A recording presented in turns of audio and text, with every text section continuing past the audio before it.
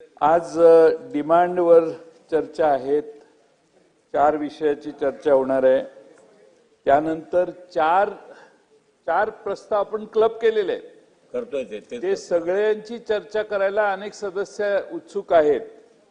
अध्यक्ष महोदय, आपण हे विधानसभेच्या नियमात बघितलं 105 मध्ये, तर लक्षवेधी फक्त 3 घेता येतात एका दिवशी आणि 3 पेक्षा जास्त घेऊ नयेत असं आहे आणि प्रत्येक लक्षवेधीला 10 मिनिटं द्यावीत।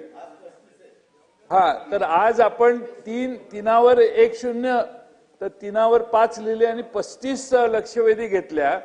मला अध्यक्ष महोदय, सन्माननीय सदस्यांनी लक्षवेधी टाकल्यावर त्याला प्रिंटेड उत्तर शेवटच्या दिवशी यावं अशा निवेदनावर कोणती असं पुढे आहे, परंतु अधिवेशन समाप्त होण्याच्या दिवशी अशा कोणत्याही बाबी अनिर्णित राहिल्यास संबंधित मंत्री यांनी त्यावर करायचे निवेदने विधानसभेच्या पटलावर ठेवतील। अध्यक्ष महोदय, सदस्यांना न्याय देणं ठीक आहे, पण सभागृहाची ऐशी तैशी करायला लागलोय आपण। 35 अध्यक्ष महोदय लक्षवेधी, काल 20। काय चाललंय का? Are you pleasing the members of the legislative assembly? What are we doing?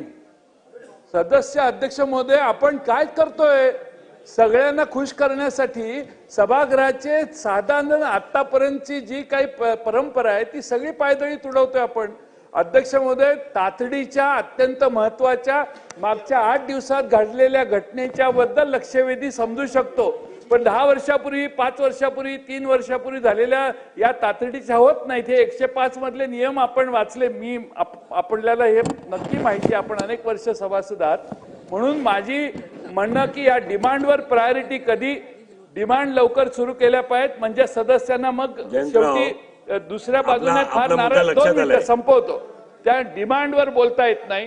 त्यानंतर आमच्या ज्या प्रस्ताव आहेत 293चे 4 प्रस्ताव तुम्ही क्लब केले तरी आम्ही काही बोलत नाही, त्याच्यावर सदस्यांना बोलायचंय। अनेक गोष्टींचा बिझनेस आहे, त्यामुळे दररोज आपण जर लक्षवेधीवर 4-4 तास घालवणार असू तर अध्यक्ष महोदय, मग सभागृहात बोलण्यात काही फारसं उद्दिष्ट राहत नाही किंवा त्यात काही अर्थही राहत नाही।